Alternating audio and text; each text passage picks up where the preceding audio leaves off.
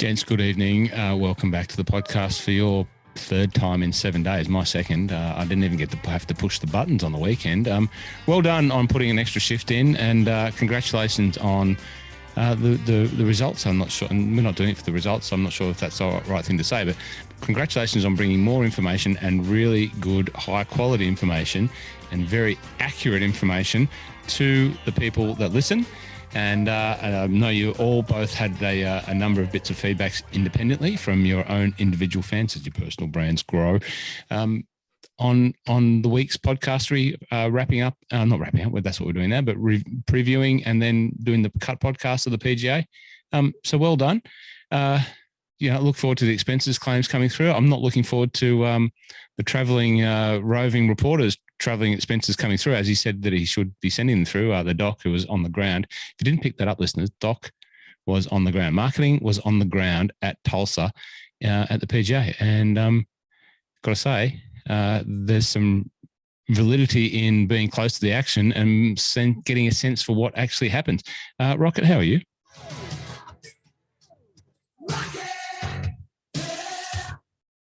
You well, mate? To say I'm tired would be an understatement. I'm a little bit exhausted this week. Besides the golf, a lot of other things going.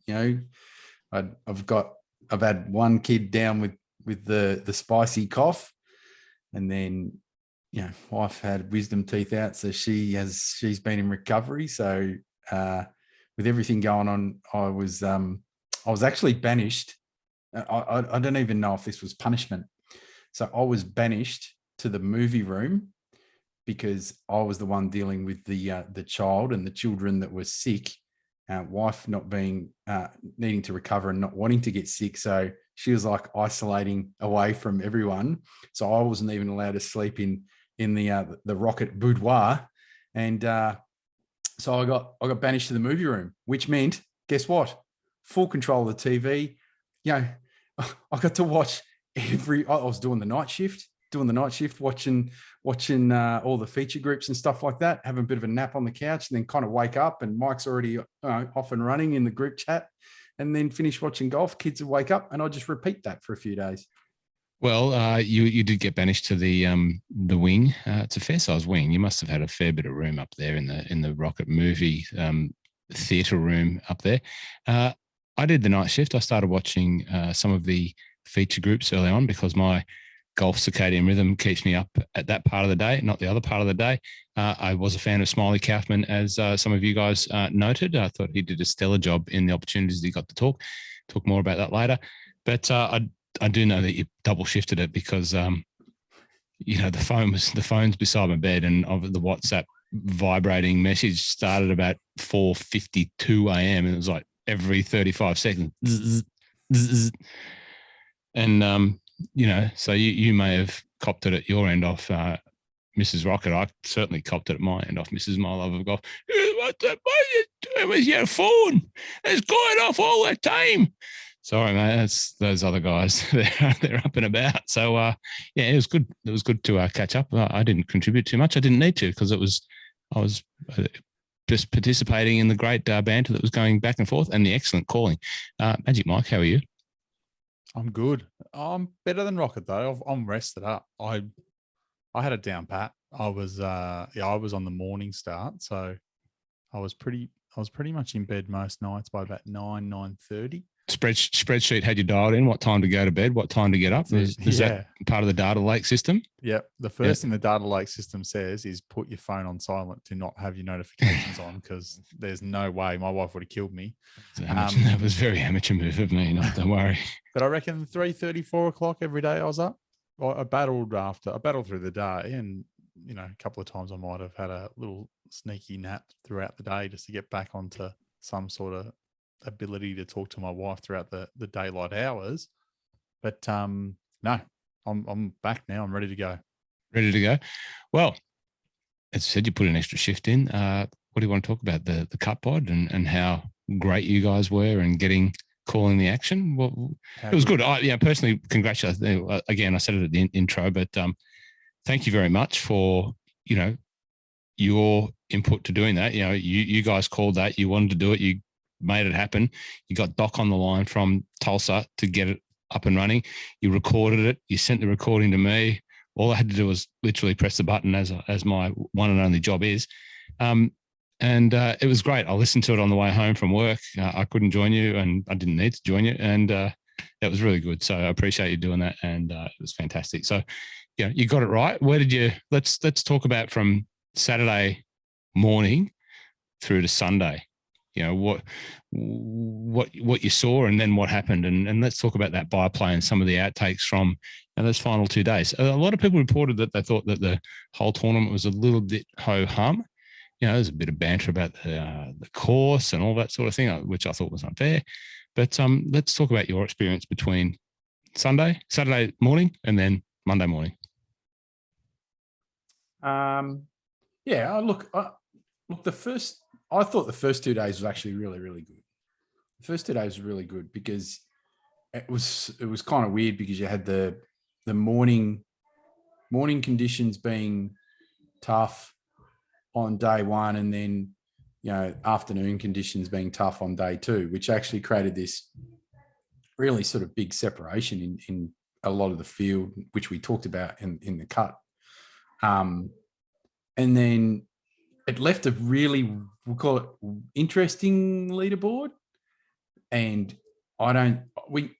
Doc was saying the weather conditions were going to be tough on the Sunday, it's our Sunday, but that third round. But I know when I turned it on for the first part of the feature groups, like I was like, what is this?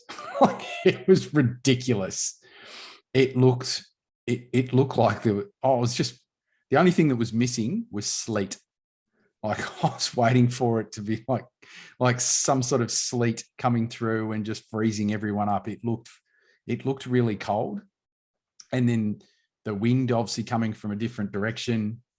And I didn't actually watch more of the early stuff because I did have a big nod off. But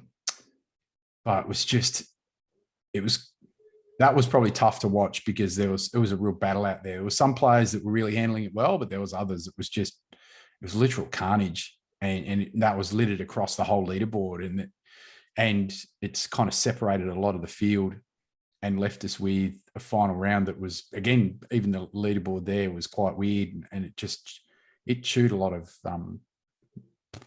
players that we thought should be near the top and making their push. I think it really chewed them out.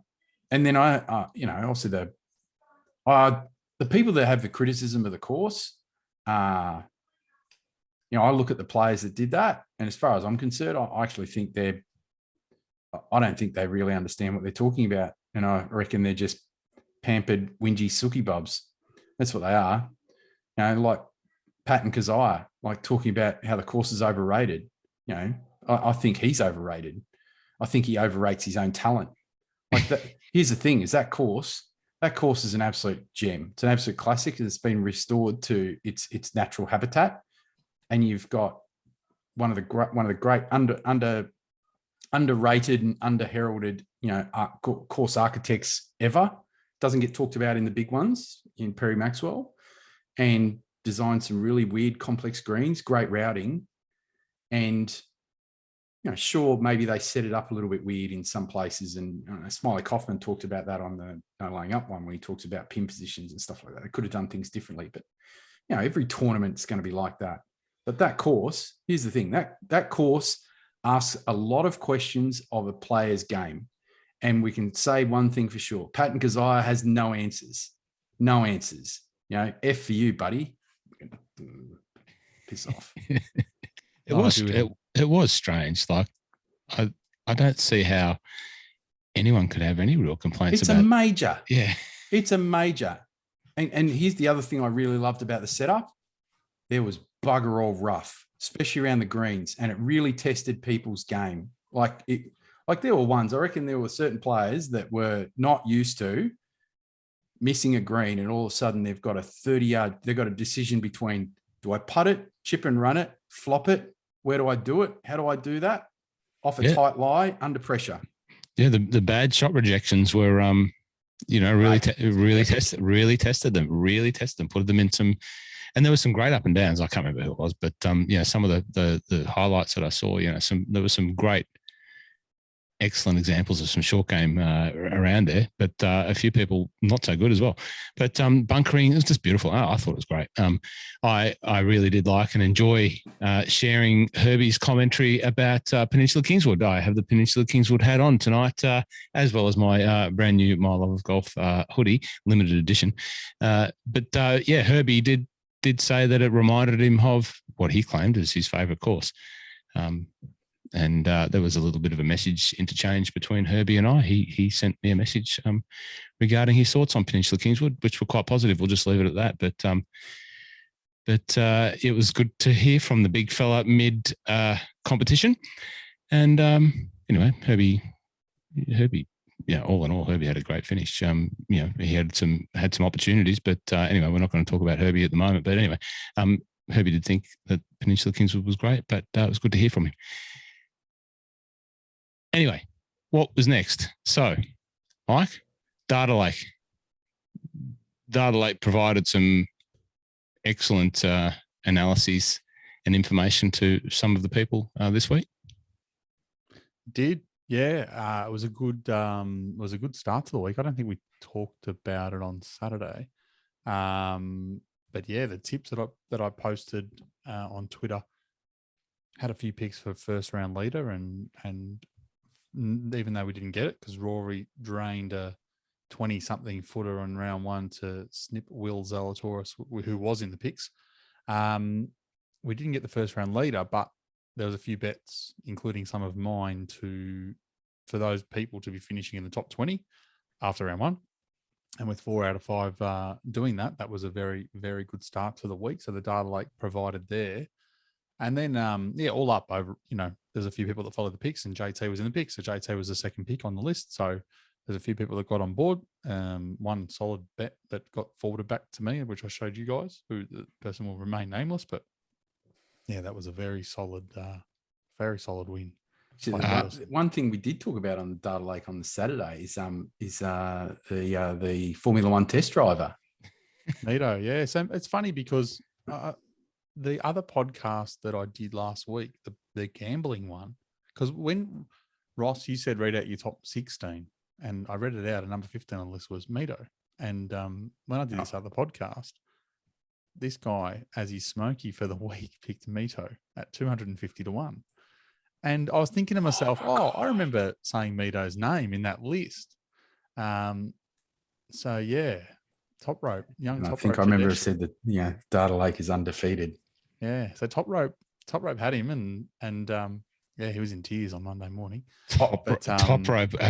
How would Top Rope have been feeling when he saw that final drive of Mito? He's probably played golf and been in a position where he's put a swing on a club on a shot like that himself. It was just such a under pressure golf swing. We've all done it. Like that. It was a very relatable thing to see.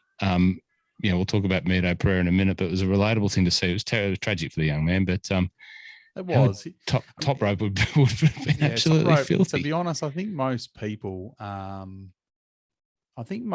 blamed. I won't say blame, but I think a lot of people asked a question as to why the caddy didn't say, "You're not hitting that club."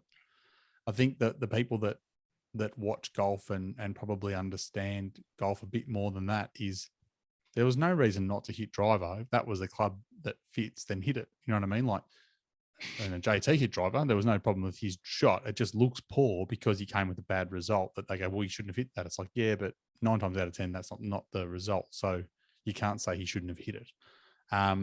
It was a poor swing. It was that really short, sharp, he sort of almost carved straight across it. It was funny in the post-round interview because they said to him, how are you feeling, whatever else. And he goes, look, to be honest, when I hit it, I didn't even think of the water. He just wasn't even, the water wasn't in his mind. Like he didn't even think that it was, as he was kind of after he hit, he's like, oh God, there's actually water there. Like he had, it was not on the cards at all in his brain. He was just trying to punch one down there. There was a lot of chat around his demeanour as he finished on 17, moved towards the tee, and the whole process. And it sort of goes towards a lot of the work that Jamie would do with one of his clients. And it compared his actions to JT, and Mito's actions were like short, sharp. He didn't look at any putts. He walked quickly. He just got in there and got it done, where JT slowed down, took a long drink of the water, moved slowly, moved with purpose, but just slowed everything down. And Tiger factor. Yeah. And that seemed to be probably what, who knows, we're not Mito Pereira, but as I said, we've all put swings on shots where we've tried to steer and get a result, and put swings on it like that. And it was just, anyway. But yeah, it was interesting to see. It would have been a fairy tale ending for the young man to make par on the last and win the thing, but it didn't happen. So who you got? Oh, you got the Lock Rockets. If you're watching the YouTube and you get into 8 or 10 minutes or 17. Look what Mrs. Rocket and one of the boys made for me. Look on the chest. If you get to 17 minutes in the YouTube channel, growing YouTube channel, another couple of subscribers during the week. Thanks very much to whoever the two of you were. We would love to get to a couple of hundred. Yeah, because Mike's got some more cheese to give away. We haven't given away the first one yet. Well, you gave away the cheese for 150 subscribers. You haven't sent me the list. Oh, it wasn't. Well, what did PK get the cheese for? No, that was for commenting on the video. Oh, sorry, we're giving too much. We've clearly got too many giveaways to manage. Oh, okay. Well, we've still got 150th giveaway to give away. We're only at 158, so I'm not that far behind. But if you look at Rocket Vision, he's got a little Lego man, little Mile Off of Golf Lego man wearing a Mile Off of Golf Lego hoodie, as we both are. Just to take the chat away from Mito Pereira for a second, Mike's got a Birds of Condor jumper on. But Rock and I, stand up, Rocket. Stand up for the camera.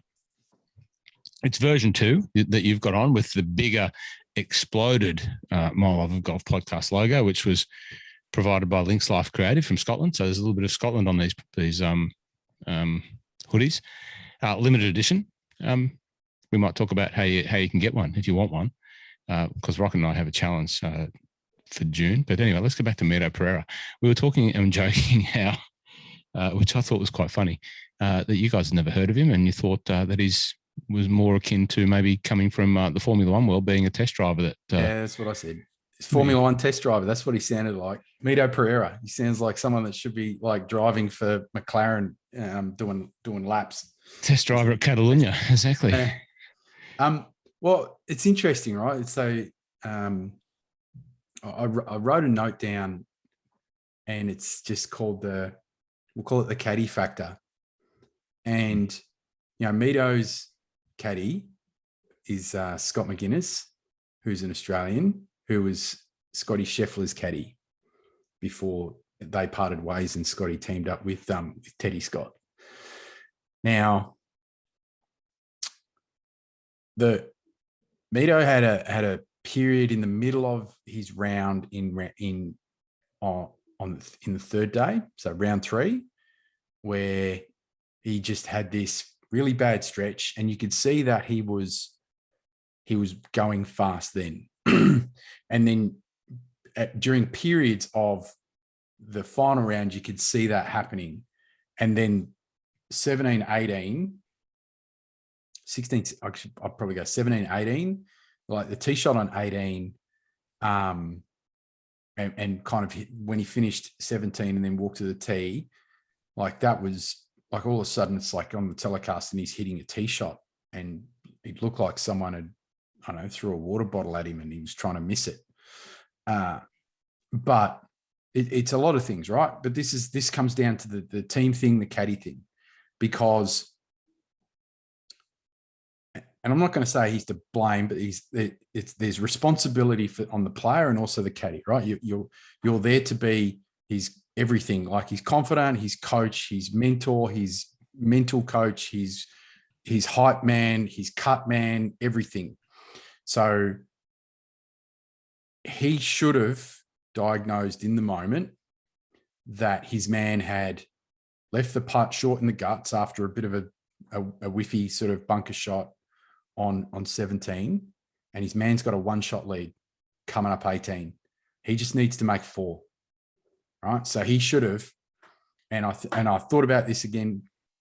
Like if you read the Shark Attack book, in the final round, I think Shark got off to a bad start, and he's walking down the fairway, and Pete Bender, who's his caddy at the time, this is 86 Open, grabbed him by the back of the pants, grabbed his belt and held him. And Shark's like, "What are you doing?" He goes, "Just walk with me."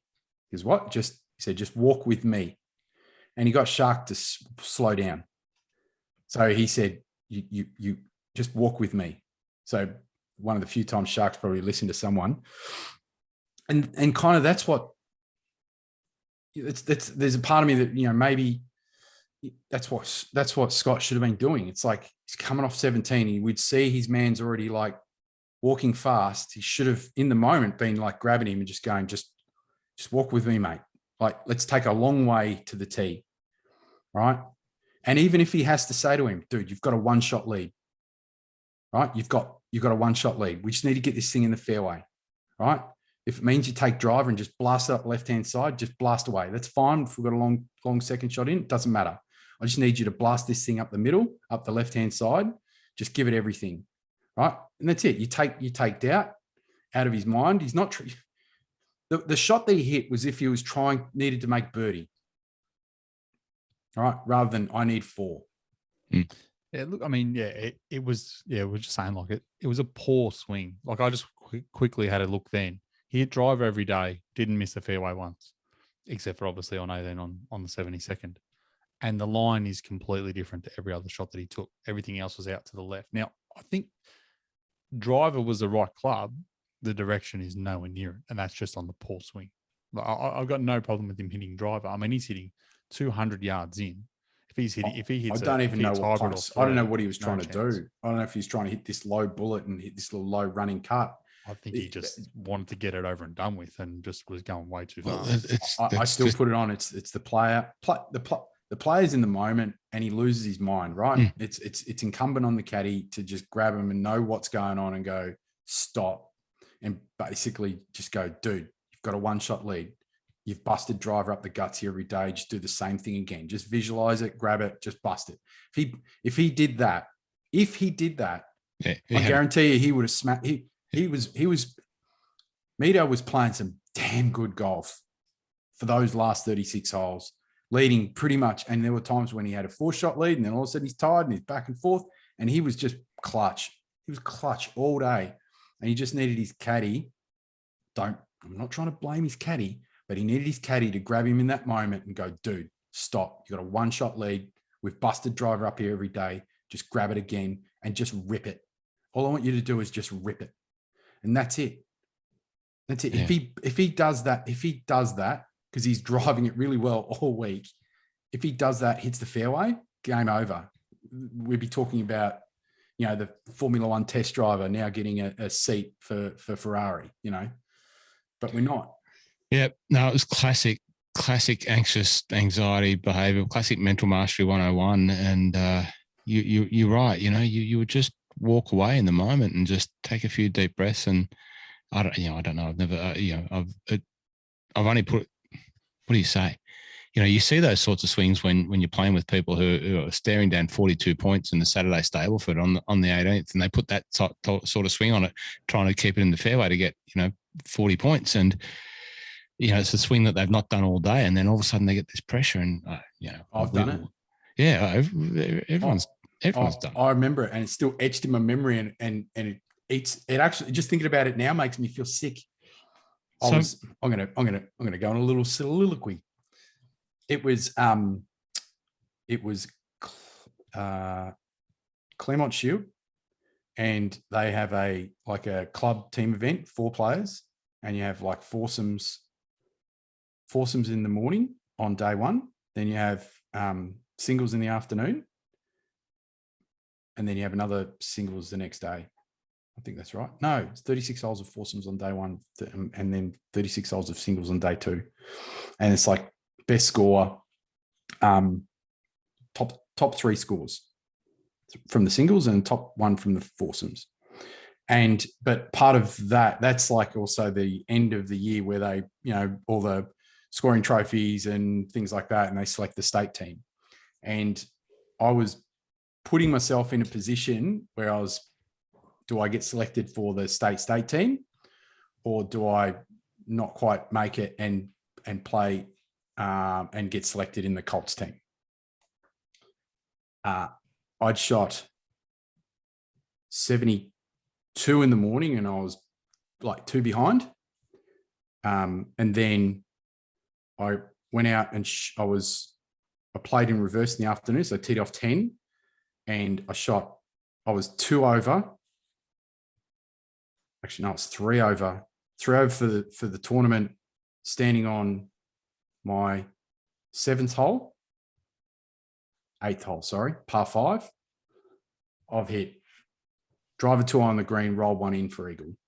Then I've birdied the next, and then I've eagled the next, lipped out a chip, and then birdied the next.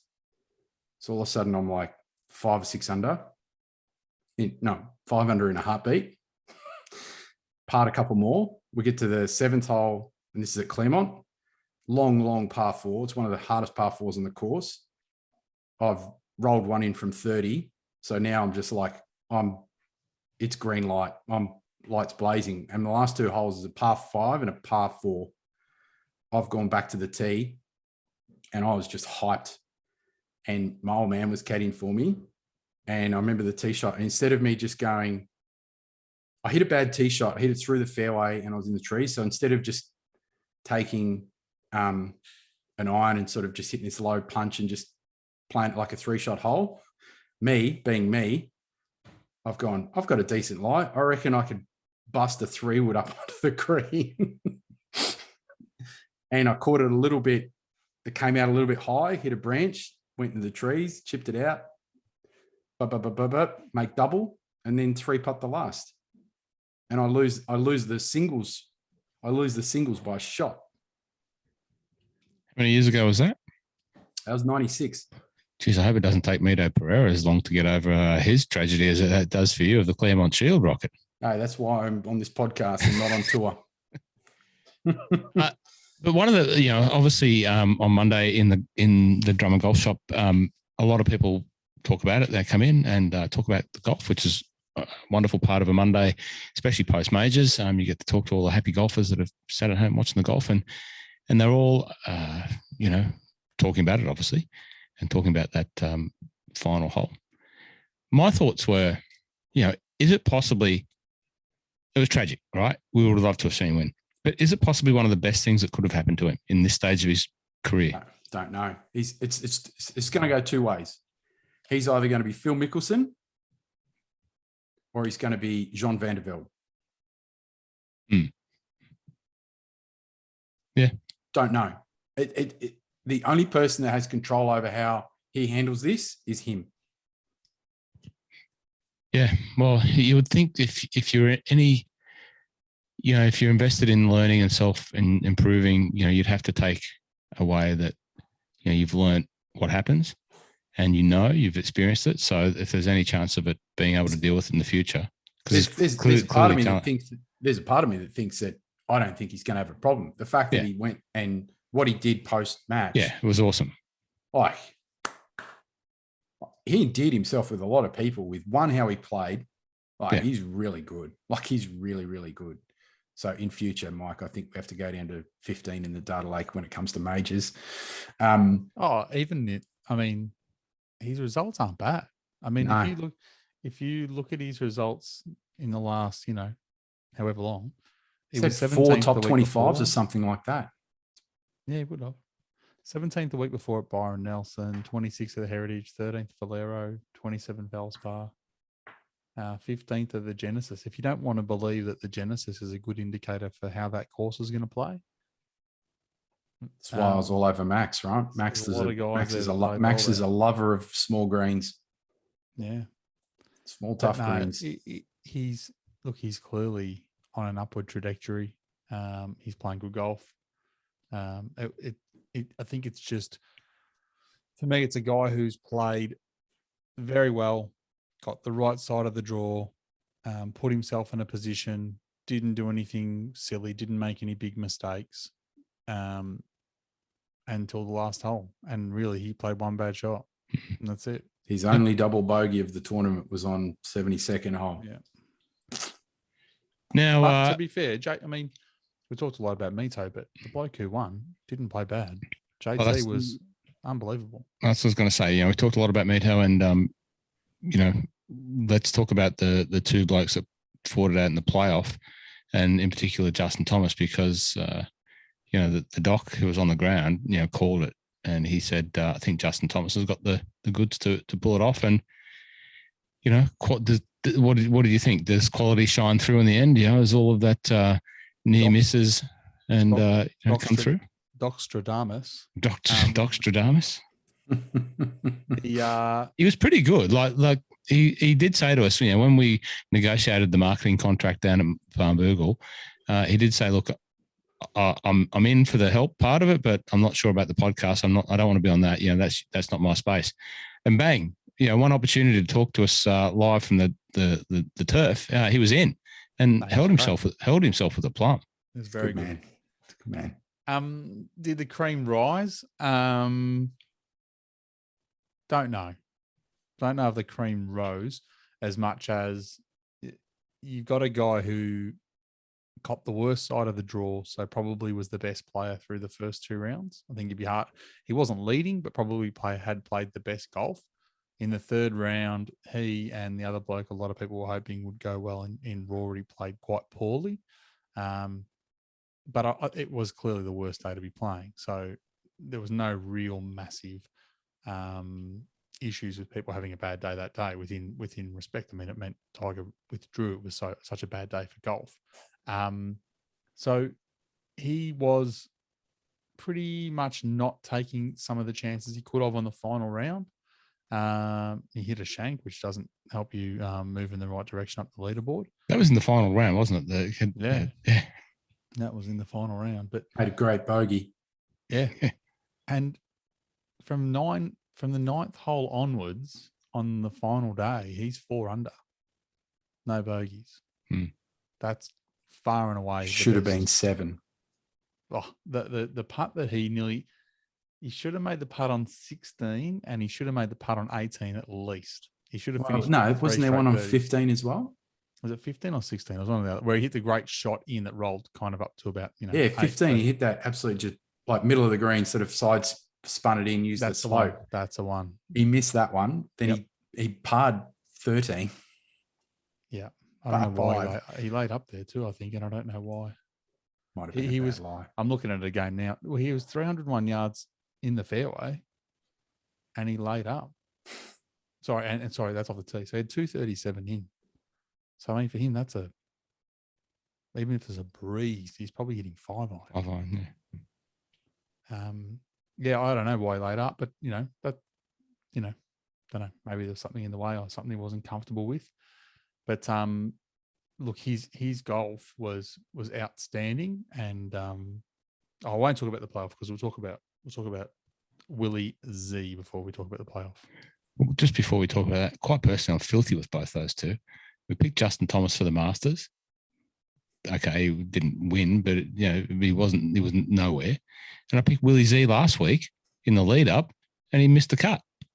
He's a big game hunter. Yeah, clearly I didn't pay enough attention to Willie Z's big game performance, but I'm filthy with both those blokes.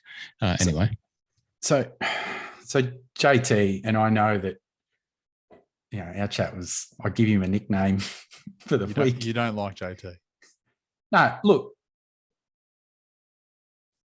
there's plenty of players that I don't like. Really? Yeah. But see, JT does things, and it just makes me just roll my eyes, and I kind of have a dig, right? So I'll reveal what I called him. I called him Dan Bilzerian. So if anyone knows who Dan Bilzerian is, like, he's all flash and show, and there's no substance. It's all fake and it's all fraudulent. And I made that call probably after he missed that putt on 13, and then the one on 15, and so yes, I made those comments. Right? and and and I did get a fair bit of retribution from a few of our fellow team members. But I will say this, right? So if anyone goes back to the 2019 Masters, and I think, Ross, when we talked about JT or something like that, and I remember saying at the time, I said, he's not going to perform here because he doesn't have an iron game. All right, he doesn't know how to play it off slopes and shape shots, right? He knows how to hit it long, and he knows how to hit wedges, and he just needs his putter to be hot. He does not contend in majors because the majors demand a different part of your game. Now, whatever's transpired since 2019 and the friendship that he has with Tiger and the work that he's put in, JT has a full bag. He has a full bag of tricks. Like I would almost implore people to go back and look up like JT highlights from the PGA. Some of the shots that he was hitting, that's like Tiger stuff. That's the 9 windows. The low cuts, high draws, low cuts, everything. It was like all these different shots, 3/4 shots, knockdown shots, all these. There's a reason he shot, was it 6? What was it? Where was he after the 36 holes? Was it 6 under? No, 4. Can't remember. No, I think he was 6. 6. 3 behind the lead, playing in the worst part of the draw. Why is that? Because he's got all the shots in the bag. Then his Saturday was terrible. And so I was afraid that we're going to get the JT that we've been getting for the last 4 years, just not contending in a major and doing a Rory. And we'll talk about the other Rory at some point. And then there's these little moments, and we talk about the caddy factor again. So I'll finish off the JT, bloviation and brain dump in a minute, but we go back to the range, and I listened to his interview, and he talks about, he goes, I didn't want to leave the course in a negative mood. I needed to get it out of my system on the range. And so whatever he's doing on the range, and Bones said to him, and he didn't quote it exactly, he said, dude, you have to stop being hard on yourself. You're in contention every week. That was pretty much it, right? It was like basically just telling him, stop it. We're still in this. Stop being hard on yourself. And here's the one thing, everyone knows about JT is that, we've seen him when he missed putts and stuff like that. And he can be a bit of a socket, a bit of a whiner. And you know how he complains and like he misses a putt and you see his hands going everywhere. Didn't see any of that. Didn't see it in the third round. Didn't see it in the final round. And there's something switched, and he's been able to move on and get it done. And here's the thing. So we'll call it, maybe not the cream rising to the top. And he had an opportunity to basically just grab the tournament by the throat, rip, as I said, I can't remember which episode I said it on, rip its throat out, Patrick Swayze Roadhouse style, and just, basically run to the line and win this by a couple of shots with the putts that he was missing on 13, 15, etc. And even the one he missed on 18 as well, wasn't it? Did he have one on 18? Yeah, I'm pretty sure he had one on 18. So he didn't quite take the opportunities when that's what you expect from a big game player. And I know we'll talk about the playoff, but the playoff is, and I've talked about this with contrast of Faldo and Norman, right? When you have your opportunity, you make the most of it. And he realized he missed his opportunities while he's out in the course, and he got a second chance. And he absolutely grabbed it by the throat and he absolutely crushed it in that playoff. So he took his opportunity, absolutely took his opportunity. So you have to give him hats off to all of that. I think, I don't necessarily disagree with you, but I think the problem that people have with JT is they hold him to a different standard. I think people say he doesn't contend in majors because he hasn't won majors because we hold him so high because he is very good. Like I'm just looking at it now, right? His performance since he won 2017 PGA, right? If someone had thrown in the performances he's got there, no one would be upset about it, right? He's had 16 starts up until since he won his PGA in 2017. He's had 16 more majors, including this week. So he's had one win in the 16. He's only missed the cut 3 times. He's had 3 top 10s, and he's finished in the top 25 10 times out of 16 starts in a major. 3 missed cuts. So he's contending, but he's not. I think the difference. See, for me, for me, contending is actually you're in it, and like you're in there at the death, and you're either gonna it's heartbreak, it's rooster or feather duster stuff. Not the. No one he's finished in the top 10, and he's been about, but he's not outside of Tiger. Nobody does that. I know that. And say Brooks as an example, and Brooks has disappeared off the face of the earth. Yeah, exactly. But the thing is, though, gets there and is there all the time. I'm not expecting it all the time, right? It's not all the time, but it's sometimes it's not even once a year. Like having the opportunity to lose it.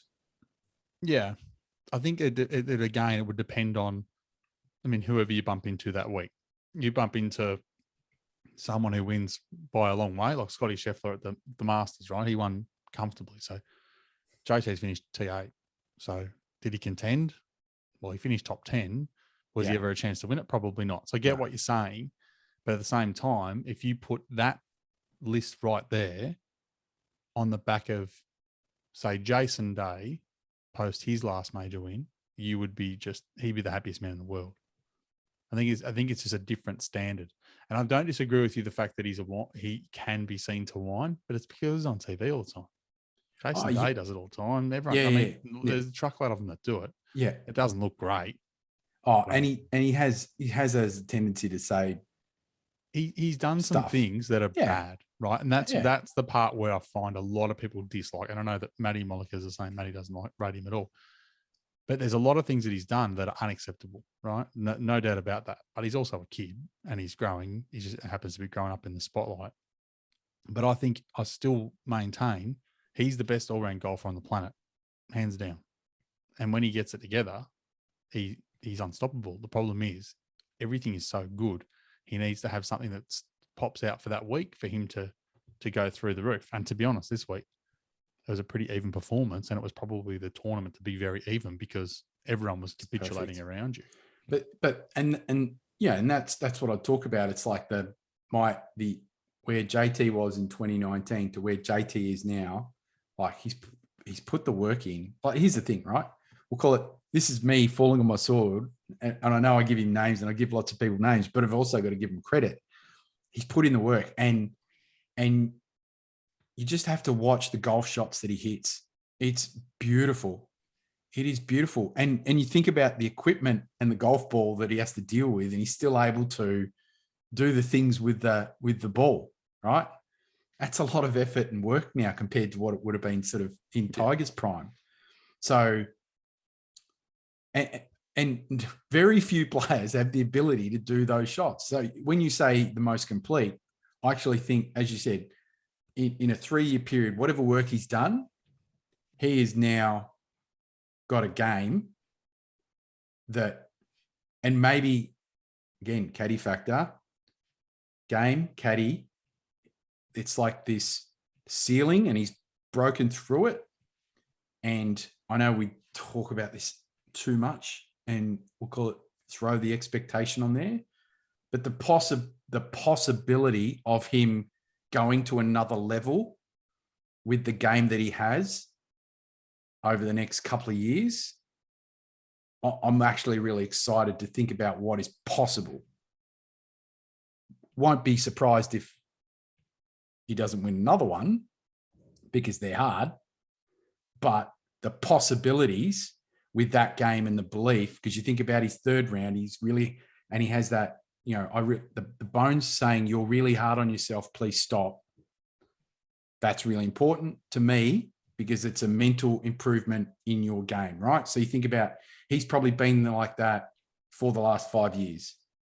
So he's putting himself in position when you roll into a major and probably heightened expectation on himself, and his mindset's changed.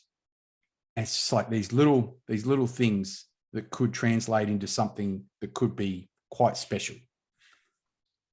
Is Bones, excuse my ignorance because I don't know, is Bones on the bag full time, or is he just? Yeah.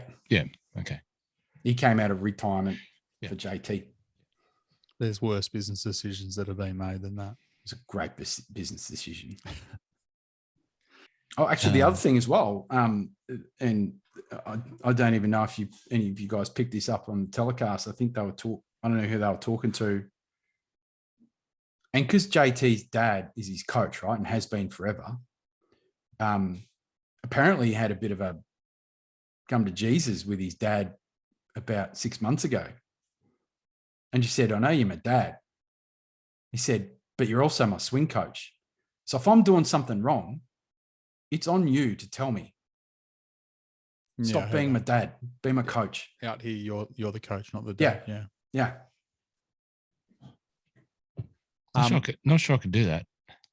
Nothing against my dad's coaching, but would you want your dad to coach you at that level? Would you want your dad to coach you? I guess if that's all you've ever known. But if you know, if you know his story enough, and you think about, like, there's a couple of really good videos when he first came out on tour, and I don't think he'd won the PGA at this time.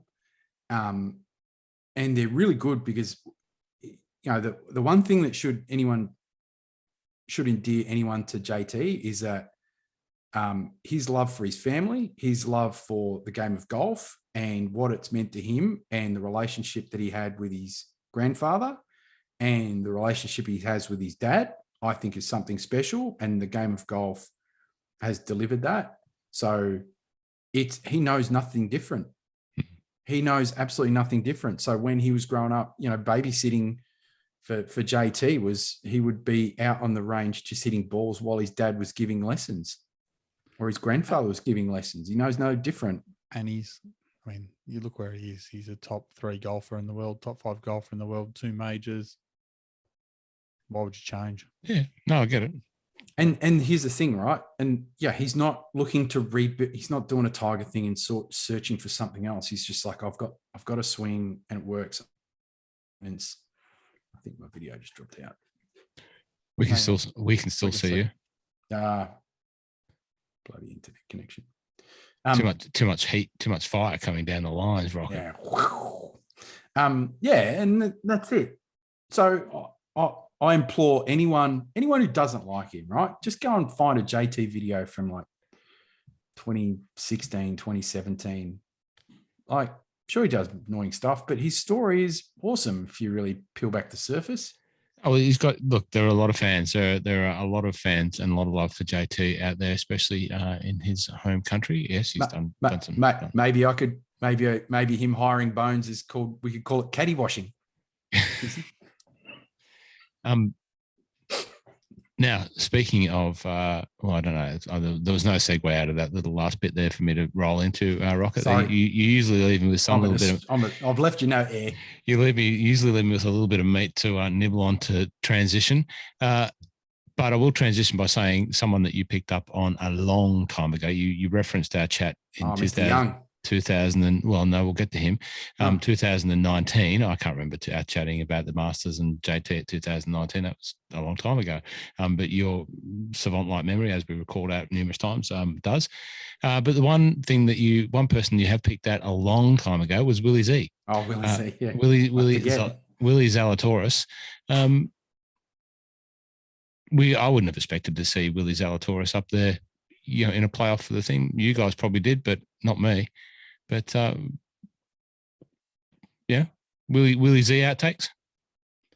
If he could part, I actually think the thing that cost him this week was the thing that is his lightsaber and his iron play. His tee to green stuff on Saturday and Sunday was terrible.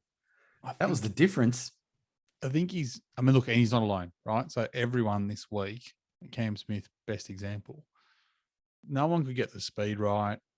if they were just getting the long lines wrong. No one was putting well. Actually, Herbie was probably the best putter on the numbers, but I think Zalatoris has clearly got something that he's sticking to. It looks very, very awkward. He's got his figure eight happening. He's putting off the toe. They're sort of going straight enough, and it's working. I think Rocket, you made the conversation point quite correctly in that as long as he's not hitting it into about 5 feet, he's actually okay. Yeah, he's fine. He Outside of rolled that, in some he's bombs. fine. Yeah, absolutely. The putt on the shot, like 18 to make the playoff, right? I was thinking, please don't hit it close, and he didn't. No, exactly, because he's whatever he's doing, the closer he gets to the hole, the nerves must just go up, and Adam Scott factor. It's not working. Yeah, don't get me started on the blokes that are using long putters or locking it to their arm or leaving the flagging, because I'm, as you know from our chats, I'm well over all of it. Yeah. It's something that will, like you said, he's a big game hunter. He's clearly knows what he's doing, right? How many majors do you think he's played in? It's 8. It's 8. Correct. He's had one top 10 in 5 of them. He's had a withdrawal in 1. He's been cut in 1. And he's had 5 top 10s in 8 starts in majors. It's 2 seconds. 2 seconds, 2 T6s and a T8. That is exceptional golf. So clearly he likes being under pressure in the big stage. He's one of those guys that you would have to say will win one. Not going to say he's going to win 3, 4, but he will win one. He will win one. But it's just getting that putter right. If you look at his numbers, he did putt okay this week, probably along more the lines of the longer putts. But if you look down his numbers this year, the only thing that's red is the putting. That's the only place he tends to lose strokes. That's where he needs to pick it up. Do you think that he's, like I always try and think, like when he's putting and he's going through that figure of 8, like once again, taking it back to the everyday golfer, we've all been there. We've all had that type of stroke. We've all suffered from, the yips or some sort of yip-like behavior in our putting stroke at times. But, when he's on the go zone, 100 meters out, 80 meters out, 110 meters out, when they're really the proportion of them firing it into 10 feet or closer. Actually, his go zone is from about 200 yards in. Well, wherever it is for him, do you think he's legitimately doesn't want to hit it close? Look, it's just bizarre, like to think that he might actually. I don't think he's thinking like that. He might be just going, here's my target, and it's this side. Yeah. And if it goes close, it goes close. And he's just trying to hit it inside 15 feet every day of the week. Yeah. I know it sounds silly to even think about it, but just to see him do that and to think, well, maybe he doesn't actually want to. He's got better, because he's clearly got a better chance 12 feet away than 5 feet away. Yeah. It'd be interesting to see the numbers of. I'm sure that they chart his gaps in between. I'm sure that he runs those numbers. But I mean, his strokes gain numbers have been exceptional for a long time. So Data Golf's one of the places where a lot of people get the numbers from. And Data Golf has their own rankings, world rankings. So they have the world golf rankings, and then they've got the Data Golf world rankings, and they have them side by side, and they're not the same. Will Zalatoris has been in their top 50 golfers in the world since mid-2020. Yep. Like way before he came on tour, because of the numbers that he was putting up and how good he was. Yep. He obviously got stuck on, I think we talked about it on Saturday, got stuck on the web.com and the Nationwide Tours, none of those things. KFT. The KFC. On Ferry Tour for an extra year during COVID. But I mean, he's an exceptional all-round golfer. If he can get some confidence with the putter, you would think he's going to win a lot of tournaments. He's size of 1. Still never won on tour. I think he's a better chance to win. He's where he's going to win is in the tough tournaments. Anything that's hard, that's where he's, because that's ball striking central, and he can get away with not being an okay putter. He doesn't have to go and shoot 65, 65, 65, 65. Because half the reason, half the challenge for him getting on tour was, if you see some of the Corn Ferry Tour stats, scores, like you have to shoot lights out. It's crazy. Yeah. Absolutely crazy. And then actually just talking about the Corn Ferry Tour, look at the after JT, who the next three people on the leaderboard, Willie Z, Cameron Young, Mito Pereira, where'd they come from? Corn Ferry. So effectively, and only just off the Corn Ferry, not some journeyman, taking up a spot. So, if you think about what's happened in the last 3 years and what we've talked about with the talent that potentially exists on the Corn Ferry versus this old guard that seems to take up spots, there are potential that there are top 60 golfers in the world that are playing on the Corn Ferry Tour. FYI, Rocket, just a bit of feedback. I ran your concept past someone that I know the other day who is close to let's say, very experienced in tour level, US PGA Tour level golf. And he was a big fan of your concept. Oh, well, what was it? Because I know sometimes I just shoot from the hip and stuff just spews out into the microphone. The concept of, that we've sort of talked about a number of times, but yeah, especially these lower ranked PGA Tour events, creating a handful of spots for upper ranked Corn Ferry players and letting the money count across. Yeah. Because we were talking about, this sort of concept and some of these young guns and the opportunities and blah, blah, blah. If they played in the US Open and they finished let's say if this was Cameron Young and he was still on the Corn Ferry Tour, his T3 finish counts for this. Donuts. Yeah. Absolute donuts.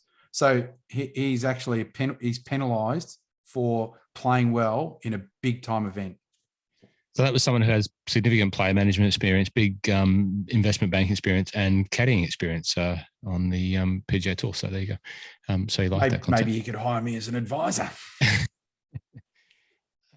Okay, so yes, Cameron Young was another one that you've been talking about. Not we, you have been talking about Rocket for a long time. We sort of wrote off Fleetwood. Fleetwood was up there. Fitzmagic did what Fitzmagic does. Fleetwood. Everyone will talk about Fleetwood's tie fifth. It was backdoor. Yeah. Rory, let's talk about the other Rory. Rory reportedly drove off a couple of days in a row with the sooks on. Yep. It's not great form, is it? Why was that? Because why wouldn't you? If I was in, was that? Sorry, is that a story? Like, was that? I think. It's massive news. He basically refused. Like you're not obligated, obviously, to talk to the media, but he finished his round on Saturday and finished his round on Sunday and didn't do one interview, didn't stop for anyone, basically just walked off the course. He blew it. Absolutely blew it. He's still the other Rory. He didn't. Yeah, he did. On Saturday, mate. He played one good round. Everyone, this is what I mean. No. We hold him to this higher level. He's not playing good golf. No, correct. No. I agree. We hold him to this higher level, which we need to stop. Yeah. We need to stop because that's why he's not Rory McIlroy anymore. He's the other Rory. But that commentary that came out after round one, 5 under, as we talked about on Saturday, people were talking about the last time he was in this position, he ran away with it. He's going to run away with it. I was hoping that he. I was hoping through to round 2. I was hoping that was the turning point. I know heaps of people were going, "Oh, this is what's going to happen," but the contrast, right? He had the best part of the draw. Yeah, goes out blazing, shoots 5 under, has the best conditions on day 2, and shoots 71. And it's like, ooh, the old Rory still doesn't exist. And then you look at his third round, and he did all right in the conditions, but it was still, but again, it was still some of the shots he were hitting were terrible. And then you go to the final round, and you're thinking, I turned it on, and all of a sudden he's birdied 4 in a row, and he's 4 under. And he's 4 under with 13 holes to play, and you can go hindsight. But the thing is, though, it's staying in the moment, and he played 2 over for the last 13. Effectively, he's had 2 chances. The thing is, people get wrapped up and don't use law of averages as a basic understanding of what is going to happen, right? People go, Rory's no good in round 1 in majors. He's 5 under. He clearly wins. It's like, no, that's not the way it works. No. The way it works is he normally plays 1 bad round. he wasn't in the first round this time around. It will more than likely come at some point. It just depends on how poor it is. It's just the way it works. And that's the way he's operated for an extended amount of time now. It's just so, I found it hilarious. Some of the talk around what he was going to do and the prices from the bookies was laughable. Insane. Absolutely laughable. But yeah, so I understand all of that. But for me,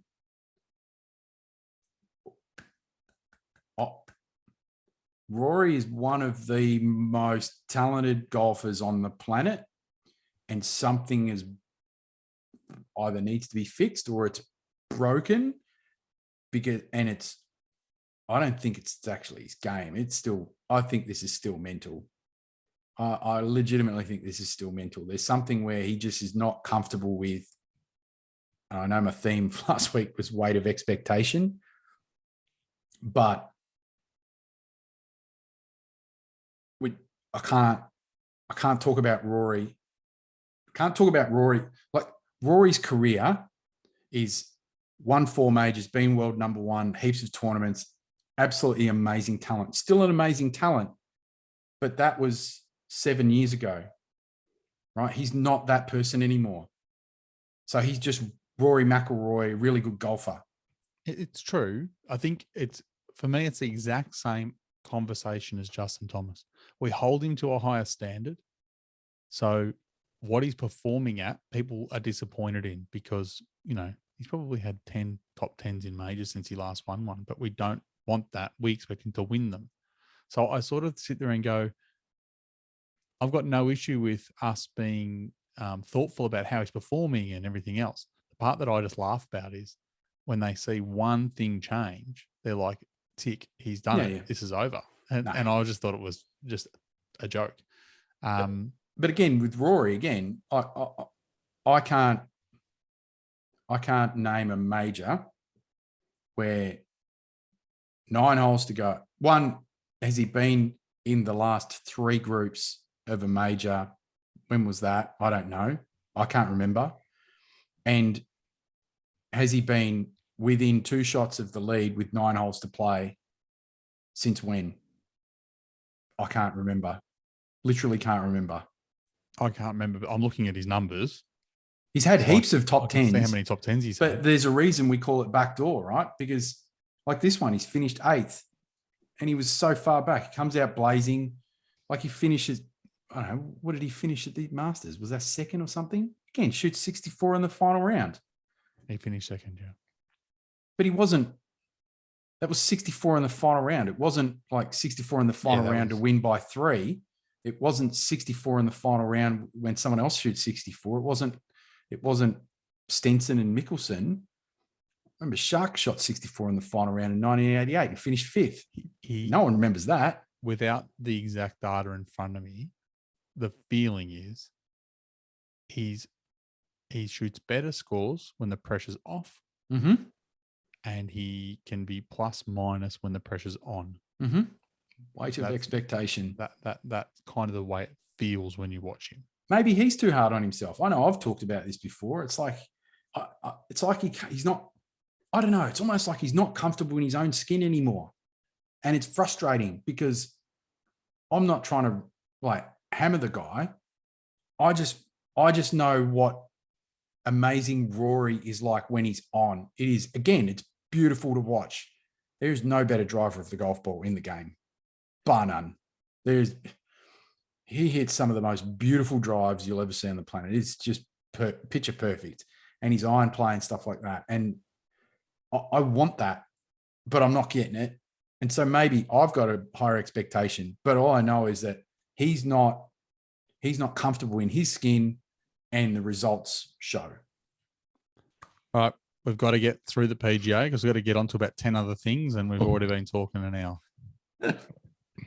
Thanks for winding us up, Mike. No, thank you. No, we're going to go through the playoff, or do we not fussed? Or highlights for me from the playoff was Justin Thomas on the first playoff hole.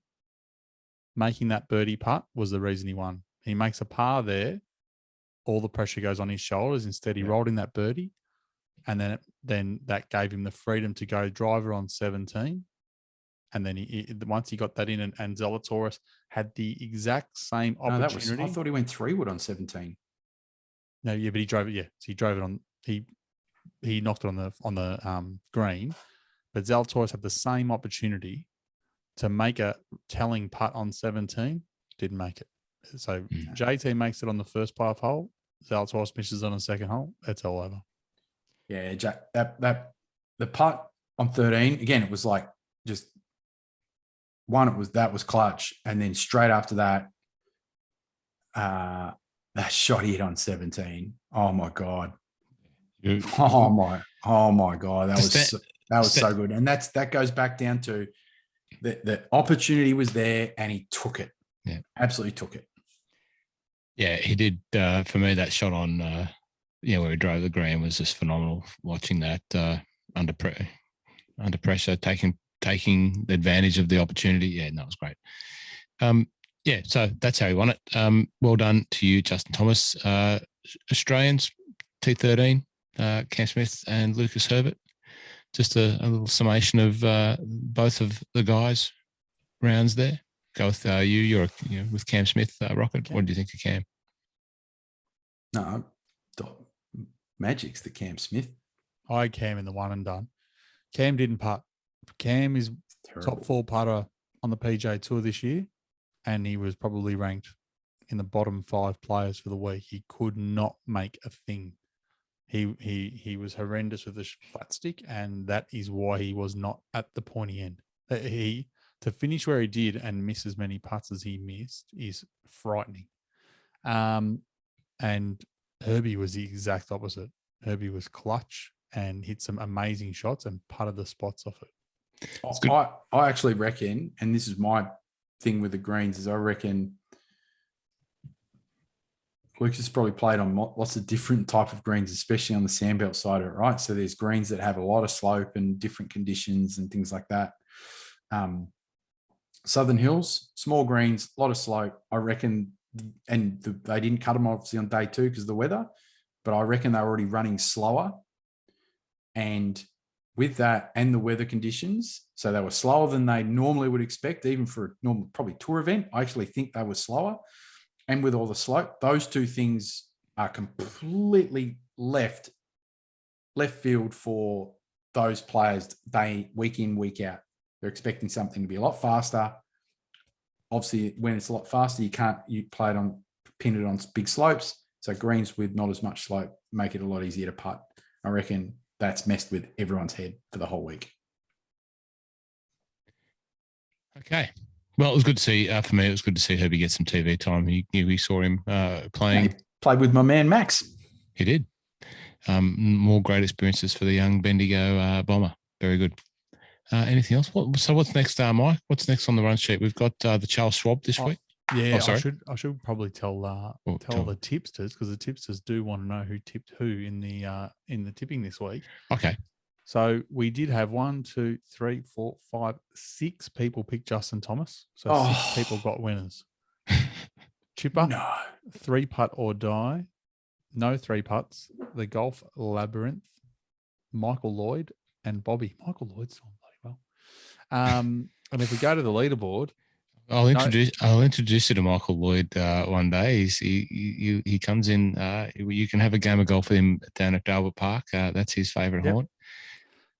So leaderboard, no 3 putts, gone to number 1 with 7.9. The Shermanator drops back to second, 7.7. Michael Lloyd third, about $4,000 behind second at 7.7 as well. And 3-putt or die, 7.7 as well. The Golf Labyrinth, 7.7 as well. So effectively, it's very, very tight at the top, and we are nowhere near 7.7. Rocket, you are in 15th at 4.2. I'm in 28th at 3.5, which is just under half of what the leaders are on. And Roscoe, you're on 2.7. If we multiply you by 3, you'd probably be winning. Thank you very much. No, it's not been my finest game of chance to play. The last bit I'll update, because we did say at the start of the year. The majors people. Promo. Yeah, correct.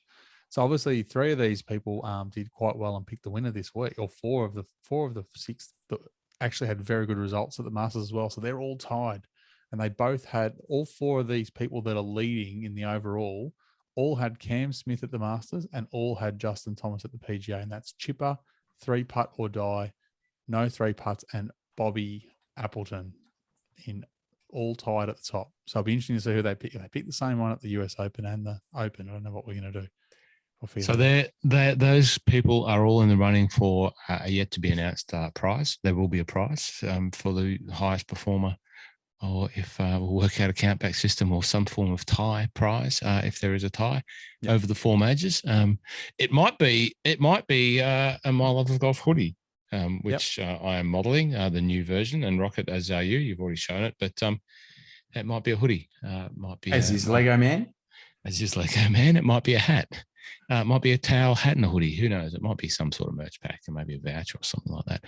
It'll be worth the effort to keep up the tippage. I don't know who these people are going to tip now. They've all tipped some of the guns that might be in contention, but anyway, we'll see. Anything else from you, Mike, for covering off? Okay. Not Charles for PGA, Schwab. not for last week. No, Charles Schwab this week. We are at Colonial in the very large state of Texas. It's going to be an interesting week. It'll be interesting more than anything to see who is still awake after playing a major. I had a request. Nobody listening to this get the idea you're going to start sending me requests, because I don't have time for requests. But someone did ask for something today, and so I ran the numbers on it. They said, how does Scotty Scheffler go the week after a major? And so I had a look at the last, I think, half a dozen majors, and he doesn't go well.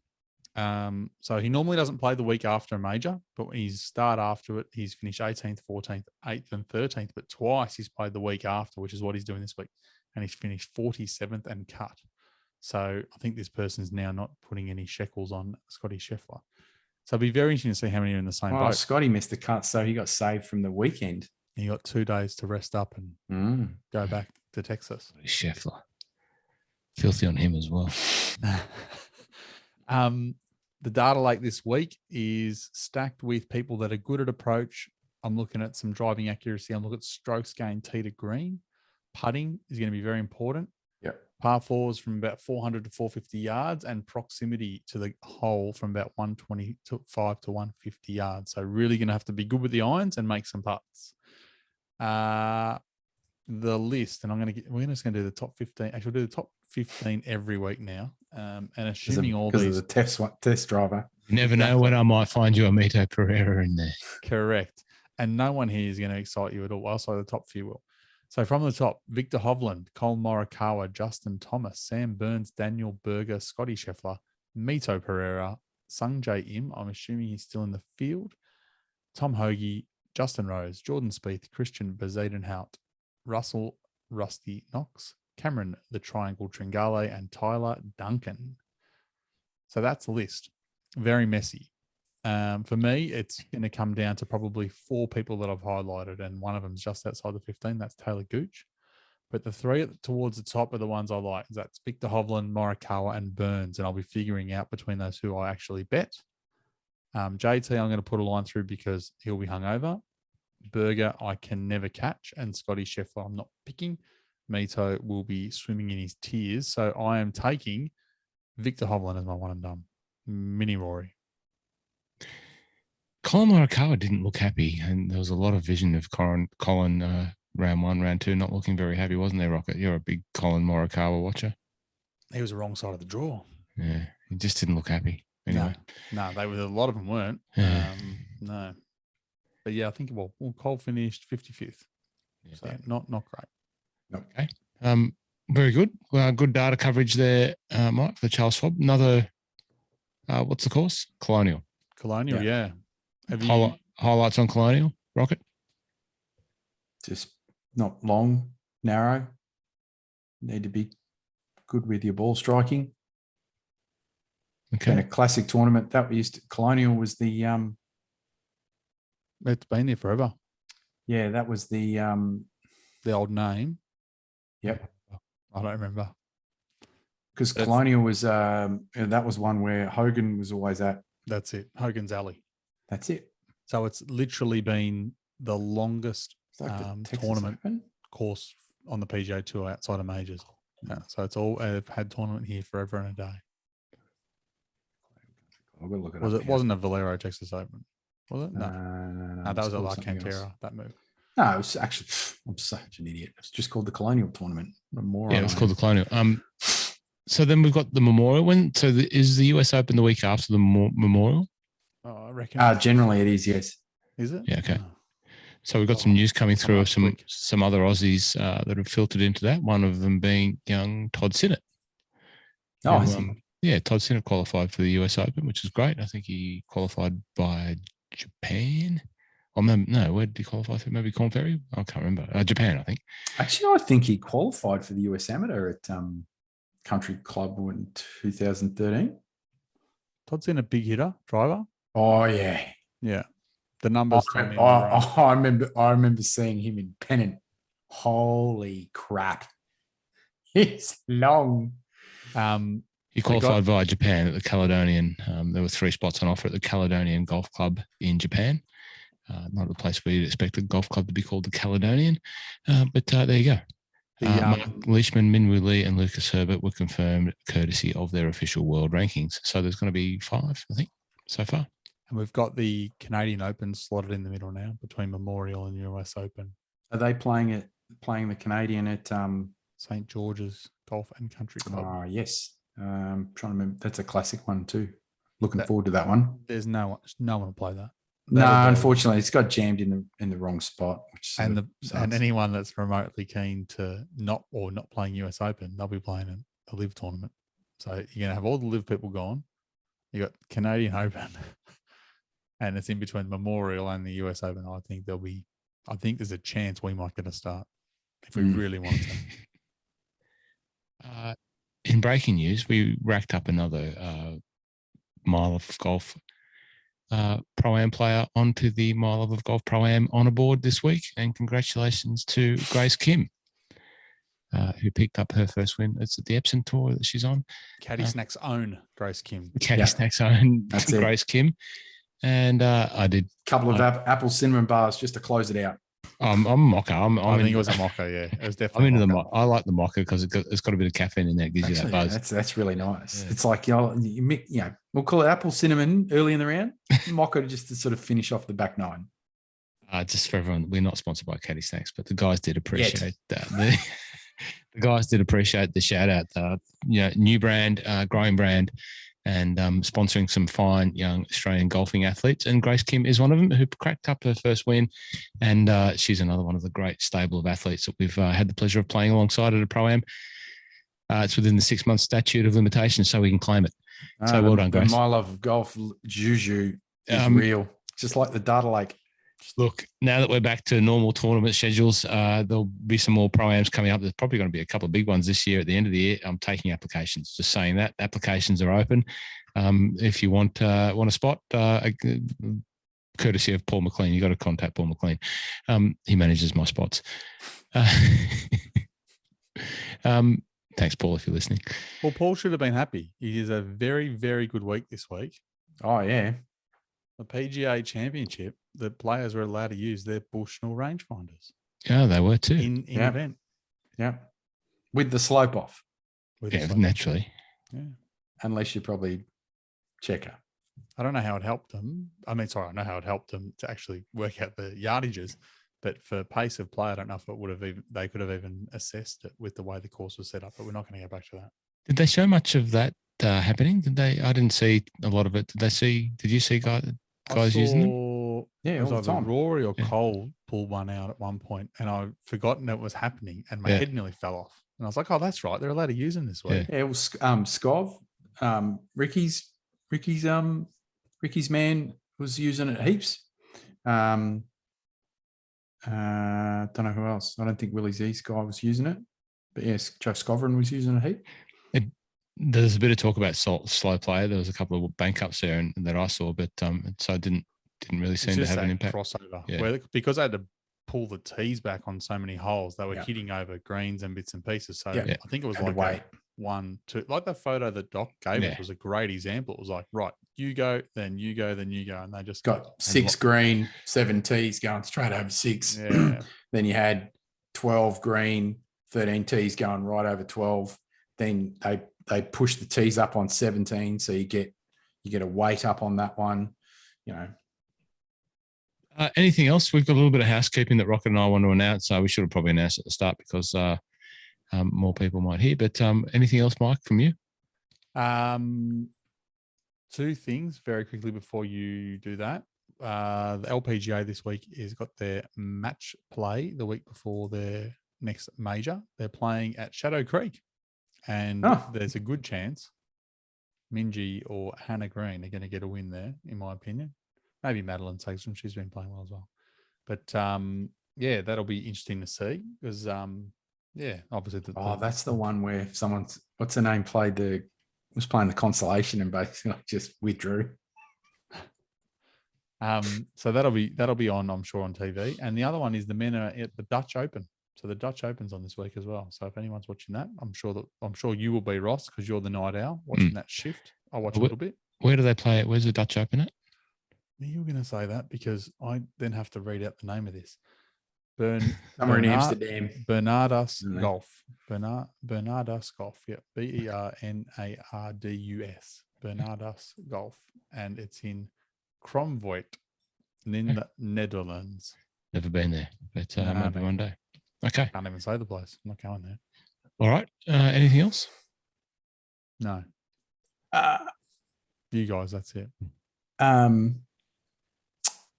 I know I bag on him a lot, but Mr. Fowler, I don't know, I think his tee to green stuff's coming back. His putter's the only thing that's holding him back now. He's gone to the mallet. Well. He's gone to the mallet. He's using a mallet. It's first time in 27 years. What's wrong with the mallet? Well, nothing's wrong. He's just not a known mallet putter. Wow. Like he's trusted. Okay. He's trusted. We're going to start talking about putting. Let me tell you what, I'm going to go down a Rockets rabbit hole. First things first. Flags should not be allowed to stay in the hole at professional tournaments. Full stop. There's absolutely no reason for it. It's a speed up play. It's a speed up play at lower levels. There's no reason for these peanuts like Matthew Fitzpatrick to leave it in and Adam Scott from 5 feet. It's an absolute joke. It looks ridiculous. It actually slows down play because when he's got a putt, they got to go and put it back in. Correct? Ridiculous. Yep. Arm locking, ridiculous. Got to go. They got to shorten the putters and there's going to be a maximum length. And anyone who's still using a broomstick, I don't care if you're anchoring it or not. That includes Adam Scott, who I love. Got to go. Get in the sea. That's it. But anyway, so what were we saying about that listeners? There's a small exposure, screenshot from the group chat over the weekend. Just less profanity.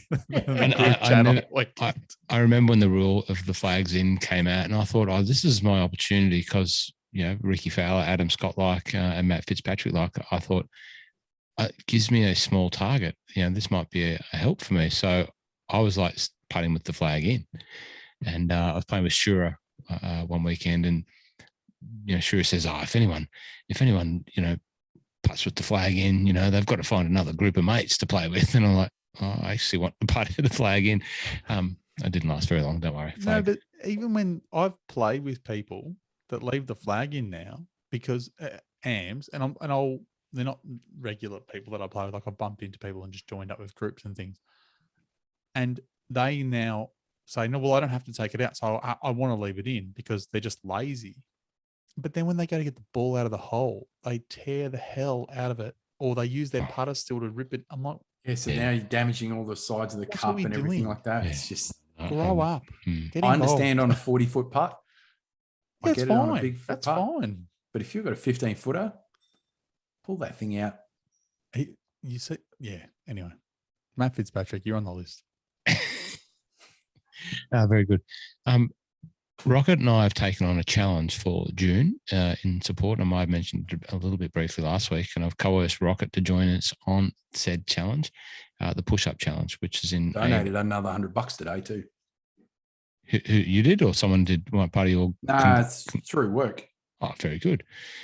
So Rocket and Roscoe are team Mile of Golf podcast on the push-up challenge, which is due to 3,931, which represents the amount of suicides in 2020. And it's in support of Lifeline. So we're going to run that. You might see some of the requests for donations from the M. Logarati coming through on the Twitters and the Instas and whatever else. So the links will be there. You can donate. We would appreciate you donating, and that would be going to help a great cause in Lifeline. Just full declaration, Lifeline is a charity partner of Drummond Golf, of course, which I'm part of that Drummond Golf family.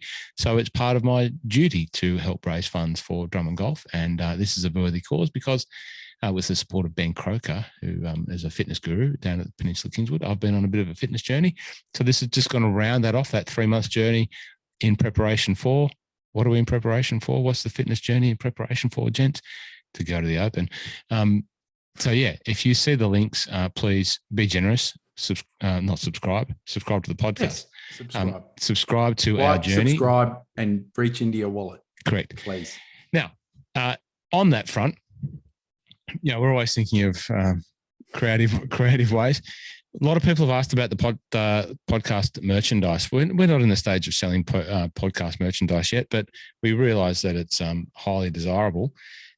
So what I'm going to suggest is if anyone does want a My Love of Golf hoodie, I think that's what they're still called. It's coming into winter. It's certainly hoodie weather down here. It's obviously hoodie weather up in Queensland where Rocket is, and Mike will be having his team hoodie very shortly, as will the Doctore. If you want one, a limited edition black on white podcast logo hoodie, if you donate to our challenge, you will qualify to buy one. The only way to get one is by donating. Then you have to pay for the hoodie. So the hoodie's not free. You can contact me if you want one. You can buy one from me. I'll get it sent directly to your door, but you must donate. There you go. That's it. How much the hoodies are? I think they're about $70, something like that. Includes a bit of freight and handling, all that sort of stuff. This would be like this is like you think about those people that are looking at the price of a Tirana SLR 5000 today and thinking about, I wish I kept that one that I had, or my dad kept that one that he bought back in 1975. This hoodie is the SLR 5000 20 years from now. Exactly right. There will only be 1, 2, 3, 4, 5, 6 in existence. 6 officially endorsed hoodies out there. That's rarer than the Ferrari 250 GTO. The other 2 are with the OG Salty crew. So that's part of the salty conglomerate. It's already retro. It's already retro. That's how retro it is. Right, the retro guys are already going, my God, this thing is already retro. I need it now. You want to make a hoodie cool, you just put it in the hands of old Salty, and it's cool. So if you want one, you can buy one. They've already recognised the retro value of this already. I've donated. Okay. Just did it. Thank you. Rocket and I will be doing push-ups. And Rocket, I qualified today, and you might have got the email. You can do push-ups in a number of ways. It doesn't have to be these ones. It can be, as long as you're pushing up off something, you can count that as a push-up. I'll tell you what, I'll be trying to do the number of them. I know what I'll be pushing, and it's something uphill. No, but when your group meetings there, when you're stand-up desk, kumbayaing with the World Internet Security Council, you can do some little squats. Something like that you can do. Actually, do you know what? If there's squats and stuff like that might qualify, that actually could be quite good. Turn the camera off, just let the sound, someone jabber in the background, and punch out a bit of exercise for 3 weeks. Get a bit of muscle on those thighs, fill out those short longs, long shorts. Do you know what? I'm so self-conscious now of that shit. Sorry for swearing. I'm so self-conscious is that I've gone and bought some new shorts. Get the quads and the calves up for those short longs. Put it this way, I'm so self-conscious. The next time we do that, the shorts will be above the knee. They will be above the knee, and I think I'm probably going to have to manicure my legs to make sure I don't get picked on for long hairs or something like that. If anyone wants to know what we're talking about, you scroll back through the My Love of Golf Instagram, and you'll see the reel there with Rocket, where he walks. Who said that? Who said what? Are they short longs? Are they short longs or long shorts? Yeah, someone. There's that much commentary going on about you two blokes, so it's hard to keep track of where it's coming from and who. But anyway, there you go. Mike, anything else from you? No, that's it. No? Okay. Ladies and gentlemen, thanks for listening. We will see you next time on the Mile Over Golf Podcast. If you've got this far, you are a dead set champion. And we'll see you very shortly. And thanks again. Thanks very much.